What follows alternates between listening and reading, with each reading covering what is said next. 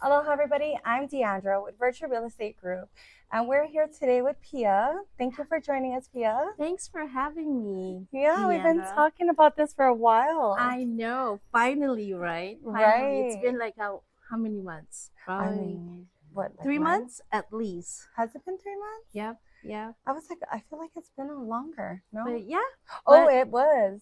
but at Because it was least in what, November? No, more like December. it was December. Yeah, Because we met in December. right, And you brought me right. that cute little gift. For That's right. Christmas, right? Yeah. Aw, time flies, It time does. It flies. sure does. But when you're busy and having fun, right? It's just it's just hard to find time, but finally we found time and we're here. Yeah, We're here. awesome. So Yeah. how have you been? Good. Just life, work, family, stuff like that. Awesome. Just keeping busy.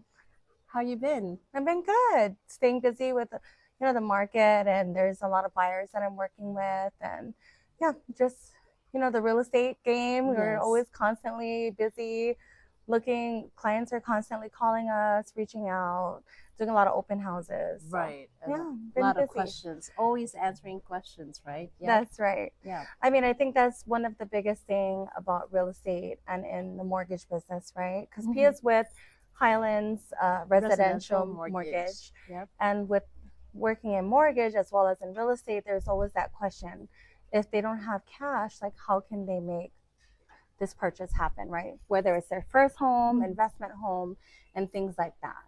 Well, there's different ways. Let's start with the first-time home buyers. Typically, with first-time home buyers, there's programs like FHA conventional. FHA they require at least 3.5% down, and with conventional, they can do as low as 3%.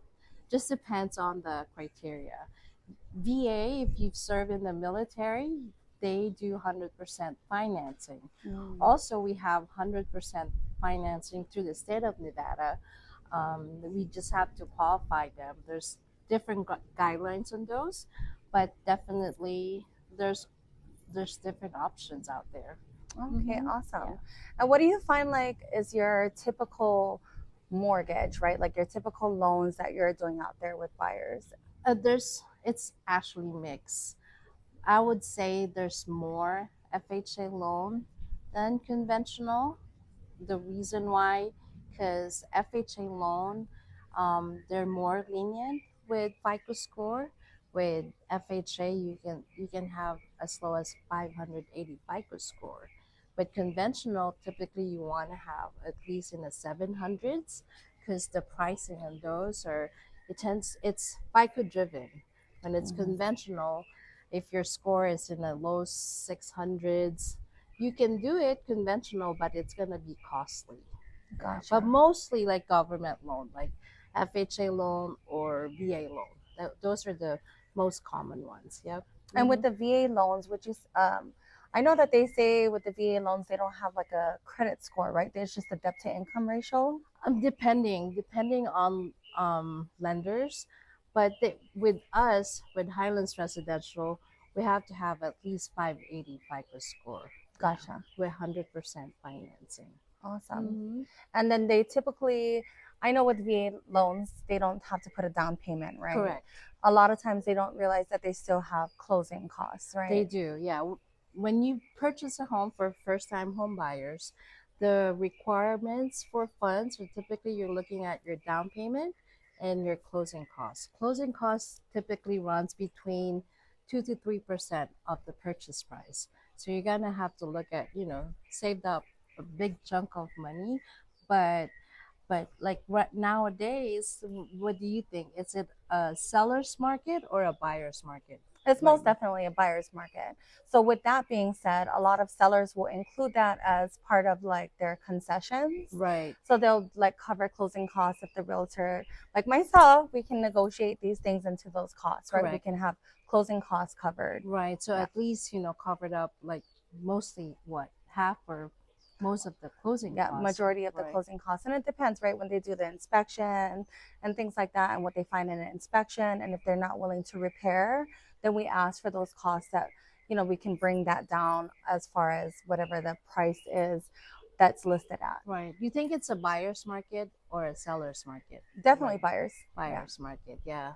Yeah. So right now is definitely, I would say it's definitely a good market for buyers to buy right now because you get more incentives. Do you see that? 1000%. Yeah. So there's a lot more incentives, and number two, there's a lot more inventory, so you have much more choices than back when I bought back in 2021.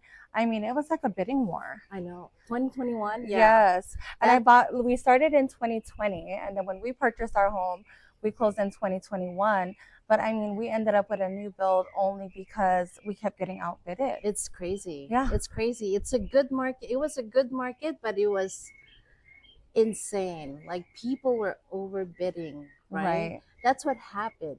During that time, interest rate was super low that, everybody was buying. But the problem is there's not a lot of houses in the market and you have a lot of competition because the interest rate was a lot lower. Right. So right now, I get a lot of questions. Is it a good time to buy? What do you think about that? 1000%, because you can always refinance to a lower interest rate. You cannot reverse a price of a house, right?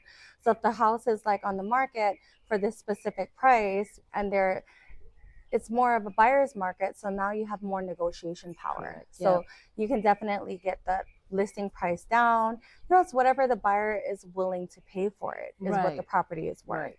I think the main thing is as long as you're comfortable with your mortgage payment, that's all it matters. Right. And then if the rate does go down, then you have room to get a better payment. But at least you didn't have to overbid back in 2020, It was crazy. back in 2021, right? Yeah, it was insane. But in the market, and I know you've seen this as well, is that there's never a time that the price of the home is low and the rate is low. It's Never. Either or. No. Yeah. It has to. It has to balance. It has to balance. Correct. It's that supply and demand, right? Yes, exactly. It's the same thing. Yep. So right now, our supply is up there, right, and the demand is low. So it's a perfect time if you're really thinking to buy. I think it's a perfect time right now because once the interest rate goes down, it's gonna be crazy. It's gonna be bidding war again. Bidding war again. I mean, you don't want to get to that point to where you're like, oh man, I wish I could have bought this house, and now it's like 100,000, 200,000, 500,000 more than what it was previously. Because right now, the sellers are wanting to get their house off their market. If I remember it right, 2021, one of my buyers, the highest they overbid was like 60,000 over. Wow. The listing price. That was 60,000. Right now, that's not the market right now. No, not at all. And that's what I'm seeing as well as yourself, right? Is that we're looking at a market where the prices are much more affordable if you can get the correct or the perfect mortgage for yourself. But you got to also take into consideration your mortgage, your water, your car payments, all these things, right? Yeah. So you don't want to get house broke. Right. So you wanna be in your budget. Don't overstretch it.